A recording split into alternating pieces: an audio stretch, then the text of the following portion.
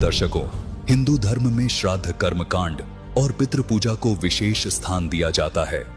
लोगों में प्रचलित मान्यताओं के अनुसार ऐसा माना जाता है कि श्राद्ध समय में पृथ्वी लोक में पितरों के लिए भोजन और जल अर्पित करने से उनकी स्वर्ग लोक में तृप्ति होती है।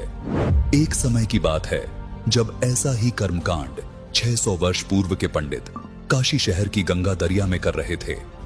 वहां तट पर खड़े कबीर साहिब जी भी उस दृश्य को देख रहे थे।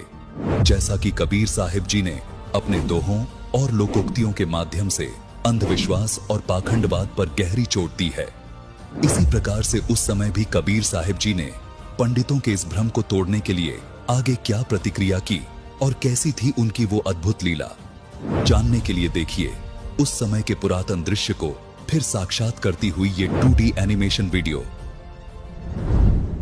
एक समय कबीर साहब सुबह के समय गंगा घाट पर चले गए।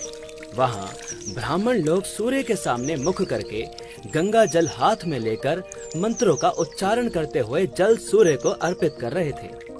कबीर साहब जी उन ब्राह्मणों को ये सब करते देख रहे थे। थोड़ी देर बाद कबीर साहब घुटनों पानी तक गंगा नदी में जाकर अपने दोनों हाथों से किनारे पर जोर जोर से पानी फेंकने लगे। ब्राह्मणों ने देखा कि ये कबीर ऐसा क्या कर रहा है। उन्होंने कबीर साहब जी से पूछा, हे कबीर, तू ये क्या कर रहा है? हे ब्राह्मण, मैंने आपसे नहीं पूछा कि आप क्या कर रहे थे, तो फिर आप मुझसे क्यों पूछ रहे हो कि मैं क्या कर रहा हूँ? पहले आप बताइए कि आप क्या कर रहे थे। हम तो अपने भूखे प्यासे पूर्वजों को स्वर्ग में जल अर्पित कर रहे हैं। अच्छा, अब मैं आपको बताता हूँ कि मैं क्या कर रहा था। दरअसल मैंने अपनी झोपड़ी के आगे एक छोटी सी बगीची लगा रखी है। मैं उसे सींच रहा हूँ। अरे भाई, तुम्हारी झोपड़ी तो यहाँ से काफी दूर है, उसे ये पानी कैसे मिलेगा? हे ब्राह्मण, एक बात बताओ, जब लाखों मील दूर स्वर्ग में ये जल अर्पित हो सकता है, आपके पूर्वजों को ये जल प्राप्त हो सकता है, तो 2 मील दूर जाने में इस जल को भला क्या परेशानी होगी? तो दर्शकों, इस प्रकार कबीर साहिब जी का ये सटीक तर्क सुनकर काशी के पंडित जी समझ गए कि हमारी ये क्रियाएं व्यर्थ हैं।